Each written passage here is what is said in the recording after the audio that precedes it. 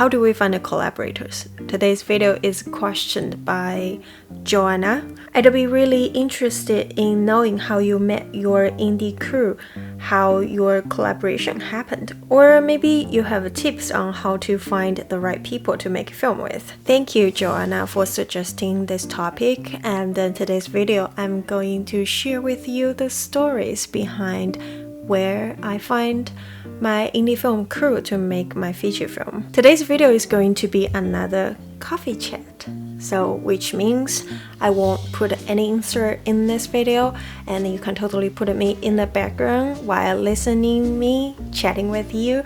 You can doing some chores, organizing your desk, doing whatever you like to save a little bit time. It's more like friends chat with friends while we're doing things, you know? Before I start the video, how are you guys?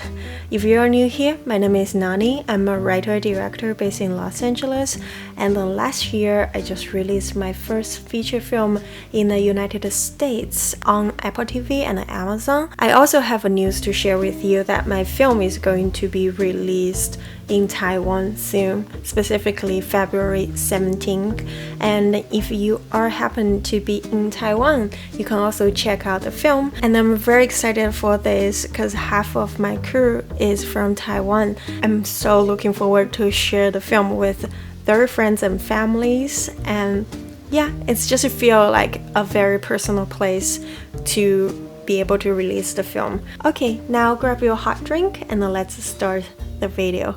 Okay, I had to open the door, let Booger come in because he was crying outside. He wants to come in to join the chat.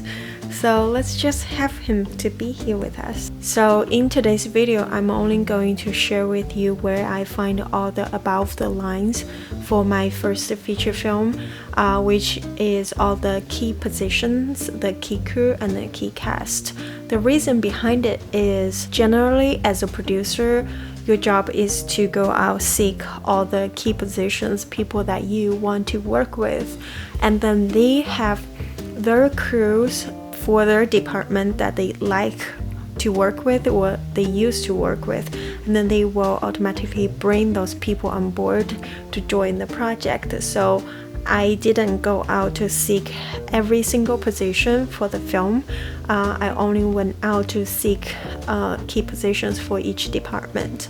I hope that makes sense. So the first person I want to chat about is my producer, Choi. He and I share different aspects of producing.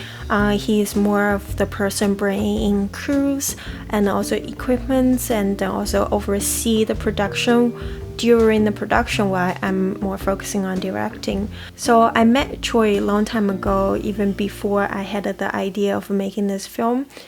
He was a classmate of some film class with my husband, then boyfriend. So that's how I was introduced to him as friends. We became friends, but we never collaborate together. He was one of the group of people that I shared my screenplay with very early on once I finished the script. After he finished the screenplay, I remember we had a chat over a lunch, and I kind of shared with him the idea of the story and what I'm trying to achieve.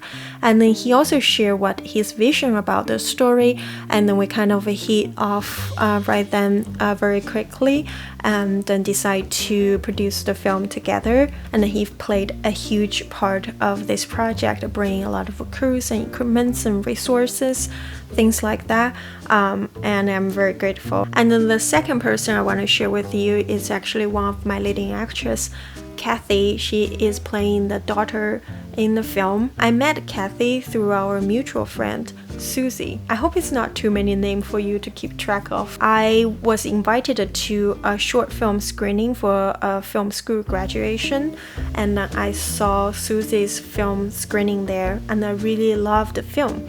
So after the screening, I went ahead, approached her to tell her how much I loved the film, and we exchanged our contact right there. Later, during our message back and forth, I mentioned to her that I'm completing this feature screenplay, and if she is interested in reading it.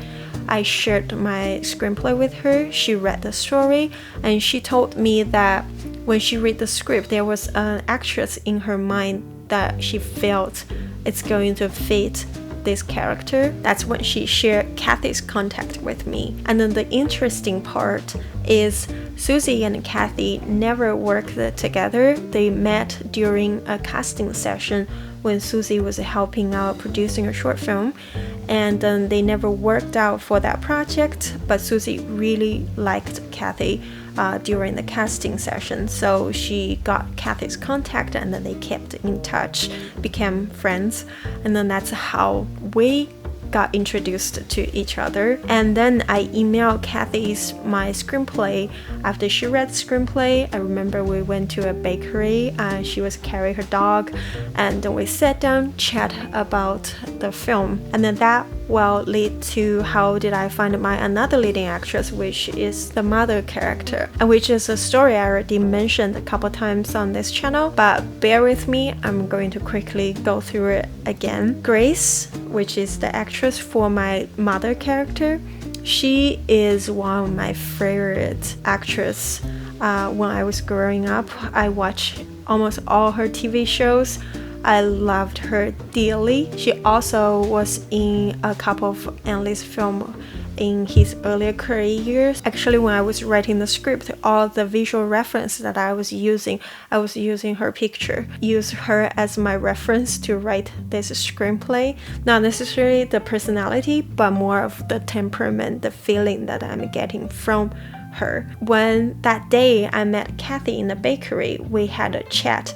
She asked me if I thought about who I want to have playing this mother character. I told her about Grace, and that's when she told me that, hey Nani, you know Grace lives in Los Angeles, right? But right there, I told Kathy that I don't think I'm going to approach Grace because I don't think a legend like her would be willing to work on a project for someone who she doesn't know, she might not even trust.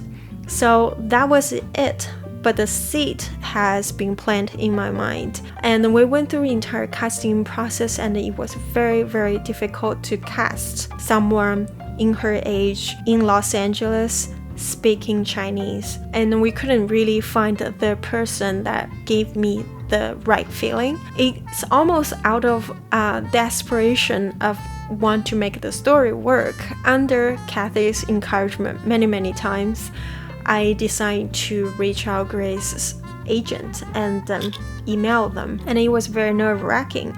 I was ready for them not responding to my email, honestly, and then they did respond to the email, and then they asked for the script to read, and then the agent told me that Grace loved to help young filmmakers as long as she likes the screenplay, that she think it's a good screenplay to work on. I translated the entire screenplay to Chinese and then sent it over to the agent. We have a lot of email exchange, and then that's how Grace decided to be on board because she liked the screenplay, and then that's how I get to meet her. And then that was a very surreal feeling when I was meeting her for the first time.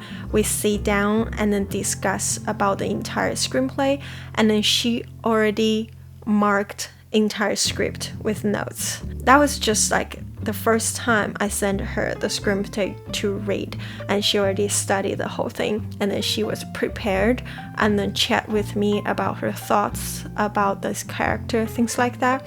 And then that's how she get on board to play the mother character. And at that time, I remember when I got the email from the agent saying she is agreed to work on this project, I had a meltdown in the parking lot of Starbucks because I just couldn't believe it's happening, because she was the #1 dream cast for this film, and it happened.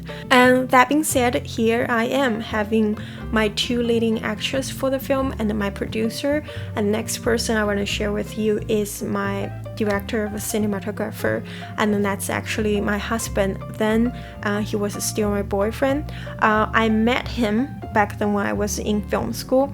When I was making my second short film, I was looking someone to help me light the film, someone professional. And I remember I saw a short film from a schoolmate, and I really loved the lighting in the film.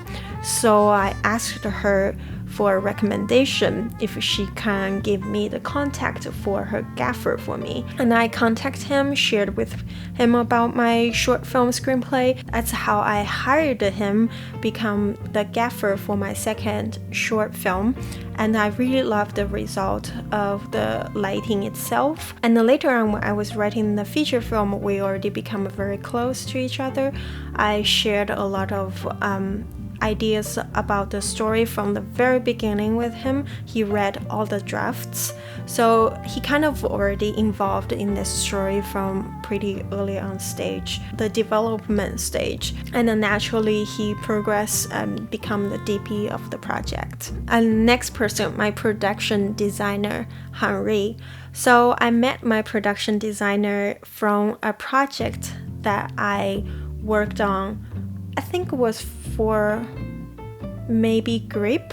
I don't quite remember, but I was playing a very small role in the lighting department for that project. It was a feature film. I was only work on 2 or 3 days, not for long. But during that 2-3 days, I was observing how everybody works. And then the production designer, Henry, really caught my attention. I like the way she thinks, and I like how she takes her job very seriously. And she is a very artistic person. She can draw. She designs things with a lot of interesting ideas. And then that's how she left a very strong impression for me. I don't quite remember how we eventually exchanged contacts, but I do think we did exchange contact after that production ends, maybe during the production party, something like that. And then when I decided to make my feature film, she's basically the first person came to my mind that I know I want to work with. Again, no previous direct collaboration. Before the project, I shared my screenplay with her, and then again we went on a lunch chat and chat about the story, and then she bringing a lot of very interesting ideas. She was asking a lot of specific question about the characters' wants and needs and their backgrounds and stuff like that, and we hit off right there, and then she became the production designer of my film. After she wrapped up my project, she went ahead and worked on Farewell and the Minari as a set decorator. I felt very lucky having her willing to work on my project when her career was taking off, and she put a lot of effort in the story. And then the next 2 collaborators I want to share with you is my editor and my sound designer. The reason I mention them together because they are both belongs to a post-production company called the Lure Film. And I actually met my sound designer first. His name is Jeff. So I met Jeff through a mutual friend in China. One day I got a message from that friend, told me there's this guy Jeff, he had a lot of experience and he is going to do his graduate school in AFI Los Angeles. And at that time I already in LA, and he basically saying he want to introduce us to each other. Hopefully one day we can collaborate since we're in the same industry, and because we're both international students, maybe we can helping each other out when we need it. So that's how I got a contact for Jeff. And later I learned that Jeff worked on a lot of sound production back then when he was in China. So when I making my second short film, I contacted Jeff to ask him to help me fix the sound, to do a little bit Foley and sound design, overall kind of make the short film better. He went ahead, helped me out. We collaborated for that film.